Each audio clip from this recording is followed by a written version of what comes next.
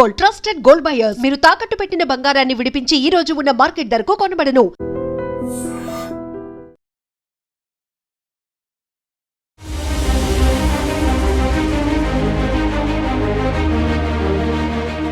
ఒకవైపు పెళ్లి వేడుక జరుగుతోంది. అంతలోనే మూడంతస్తుల భవనంలో ఒక ఫ్లోర్ నుండి అగ్నికేలలు ఎగిసి పడుతున్నాయి. దట్టమైన పొగ అలముకుంది. ఏం జరిగింది, అసలు ఈ ప్రమాదం ఏంటి అని ఆలోచించుకుని తేరుకునే లోపే అందరూ ఎటు వాళ్ళు అటు పరుగులు తీస్తున్నారు భయంతో. ఈ ప్రమాదం ఎక్కడ జరిగిందంటే తునిలోని బెల్లపు వీధిలోని ఆర్యవైశ్య కళ్యాణ మండపంలో పాయకురోపేట పెళ్లి బృందం పెళ్లి హడావిడిలో ఉంది. మొత్తం ఈ భవనం 3 అంతస్తులుంటే థర్డ్ ఫ్లోర్లో ఏసీ షార్ట్ సర్క్యూట్ కావటం వల్ల ఒక్కసారిగా మంటలు ఎగసిపడ్డాయి. పూర్తిగా దట్టమైన పొగ అలముకోవటంతో సెకండ్ ఫ్లోర్లో పెళ్లి వేడుకలో అందరూ బిజీగా ఉన్నారు. ఫస్ట్ ఫ్లోర్లో భోజనాలు, ఈ సందడంతా నడుస్తోంది. ఇంతలోనే అసలు ఏం జరిగింది, అసలు ఈ పొగలేంటి, అసలు ఒకవైపు పెళ్లి హడావిడిలో ఉంటే ఈ వచ్చినటువంటి బంధువులు, ఈ పెళ్లి బృందం అంతా కూడా ఎటు వాళ్ళు అటు పరుగులు తీస్తున్నారు.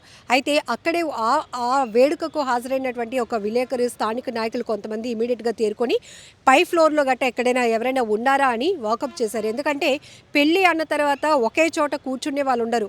ఒక్కొక్కరు అవసరాల నిమిత్తం సరదాగా రిలాక్స్ అవ్వాలనో, ఇంకొకటి ముచ్చట్లు పెట్టుకోవాలనో ఒక్కొక్కరు ఒక్కొక్క వైపు వెళ్తారు. కాబట్టి ఇది 3 స్టేర్ బిల్డింగ్ కాబట్టి ఇక్కడ జరుగుతోంది. ఒకవేళ పై ఫ్లోర్లో నుంచి మంటలు వస్తున్నాయి, పొగలు వస్తున్నాయి, అందులో ఎవరైనా ఉండిపోయారనేటటువంటి ఒక ఆందోళనతో పైకి వెళ్ళి చూసేటప్పటికి ఒక మామగారు అప్పటికి వాష్రూమ్కి వెళ్ళారు అని చెప్పి ఆ బంధువుల్లో ఒకరు చెప్పారు.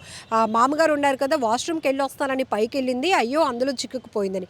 ఇంతలోనే అక్కడ ఉన్నటువంటి లోకల్ నాయకులు అలానే ఆ పెళ్ళికి హాజరయ్యారు వీళ్ళు. సో అలానే ఒక విలేకరు స్వామి అనే జర్నలిస్ట్ కూడా ఇమీడియట్గా పొగలు ఎక్కడైతే వస్తున్నాయో, మంటలు వస్తున్నాయో ఆ ఫ్లోర్లోనికి, థర్డ్ ఫ్లోర్లోనికి వెళ్ళి ఆ లోపల మొత్తం కేకలు వేశారు. మామగారు మీరు ఎక్కడున్నారు, ఎందుకంటే పూర్తిగా పొగ అలుముకోవడం వల్ల ఆమె ఎక్కడున్నారో కూడా తెలియదు. ఆవిడ లోపల నుంచి వాష్రూమ్ లోపల డోర్ నుంచి నేను ఇక్కడే ఉన్నాను అంటుంది. ఇక్కడ బయట నుంచి ఏం జరుగుతుందో ఆ మామగారికి తెలియలేదు. ఇంతలోనే ఆ వాష్రూమ్ డోర్ మీరు అర్జెంటుగా బయటకు రండి, ఇలా జరిగింది అనగానే ఆమెను తీసుకొచ్చి ఆ పొగల్లోనే వాళ్ళు ఒక రెస్క్యూ చేసి బయటికి తీసుకొచ్చి ఆమె ప్రాణాలు కాపాడారు. ఇక్కడ చూడండి, చిన్నపాటి నిర్లక్ష్యం ప్రమాదం చిన్నదే కావచ్చు, కాస్త ఆలస్యం అయితే పెద్ద ప్రమాదానికి దారి తీసేది. ఇమీడియట్గా అక్కడ అగ్నిమాపక సిబ్బందికి, లోకల్ పోలీసులకు ఇన్ఫర్మేషన్ ఇవ్వడం వల్ల అగ్నిమాపక సిబ్బంది కూడా అక్కడికి చేరుకొని ఆ మంటలు ఎక్కడ చెలరేగుతున్నాయో గమనించి ఆ ఏసీ షార్ట్ సర్క్యూట్ వల్ల ఈ ప్రమాదం జరిగిందని, ఆల్రెడీ కొంత ఫర్నిచర్ అది ఉంటుంది కాబట్టి పూర్తిగా ఈ అగ్నికీలలు ఇంకాస్త ఎక్కువ అవ్వకుండా ముందు ఆ అగ్నిని, ఆ ఫైర్ని కంట్రోల్ చేసి ఆ తర్వాత పొగను మొత్తంగా వెంటిలేషన్ ఇచ్చి మొత్తం డోర్స్ అన్నీ ఓపెన్ చేసి ఆ పొగనంతా కూడా బయటకు పంపించినాక అప్పుడు అందరూ ఊపిరి పీల్చుకున్నారు. ఒక రకంగా చెప్పాలంటే ఇట్లాంటి ప్రమాదాలు జరిగినప్పుడు ఇంట్లో కానీ షాపుల్లో కానీ కొద్దిమందే ఉంటారు.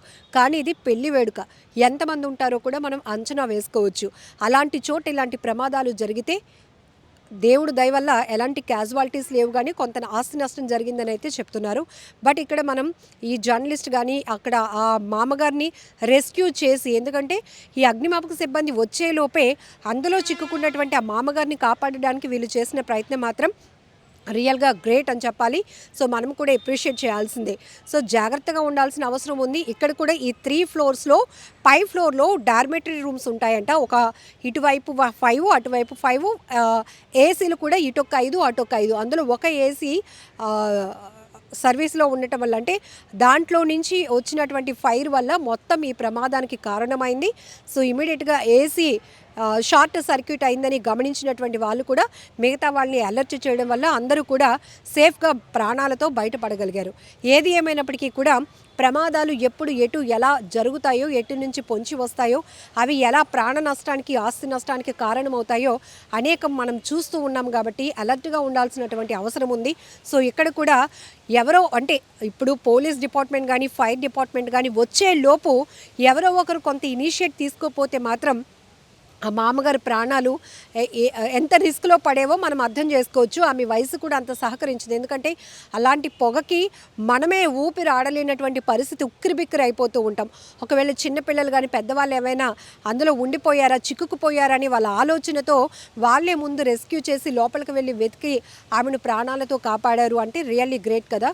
సో ఇలాంటి ఘటనలపైన మనం కూడా అప్రమత్తంగా ఉందాం. ఎందుకంటే సిలిండర్లు రెగ్యులర్గా మనం వంట చేస్తున్నాం, అలాంటి ప్రమాదం జరగలేనప్పుడు ఒకేసారి ఎందుకు జరుగుతాయి? ఇట్లాంటి డౌట్స్ చాలామందికి ఉంటాయి. కొన్నిసార్లు మనం గమనించుకోం, రెగ్యులర్గా మనం చేస్తున్న పనులే కదా, ఇప్పుడే మన ఇంట్లోనే ఎందుకు ప్రమాదం జరుగుతుంది అని అనుకోవడం చాలా పొరపాటు. సో మీరు మొన్న వైజాగ్లో కూడా చూశారు కదా, ఒక ఇంట్లో ఆమె పూరి తీర్థయాత్రకు వెళ్ళారు, లాక్ చేసుకొని వెళ్ళిపోయారు. ఆబ్వియస్లీ మనకు తెలుసు ఊర్లో వెళ్తే తాళాలు వేసుకొని వెళ్తామని. సో అలాంటి ఇంట్లో నుంచి గ్యాస్ విపరీతంగా స్మెల్ రావటం వల్ల అపార్ట్మెంట్ అంతా కూడా వణికిపోయింది.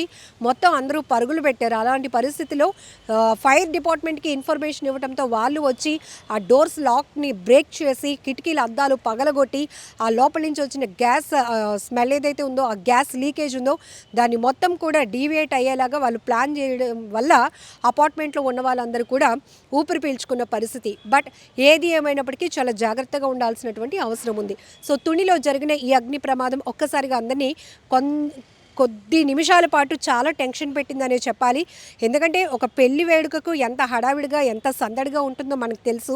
అలాంటి చోట చిన్న ప్రమాదమైనా కూడా ఊహించని నష్టం జరిగితే మాత్రం చాలా బాధపడాల్సినటువంటి పరిస్థితి. బట్ ఇక్కడ మాత్రం థ్యాంక్ గాడ్ ఎలాంటి ప్రమాదం జరగలేదు. ఆ మామగారిని కూడా సేఫ్గా రక్షించి ఆమె ప్రాణాలు కాపాడారు.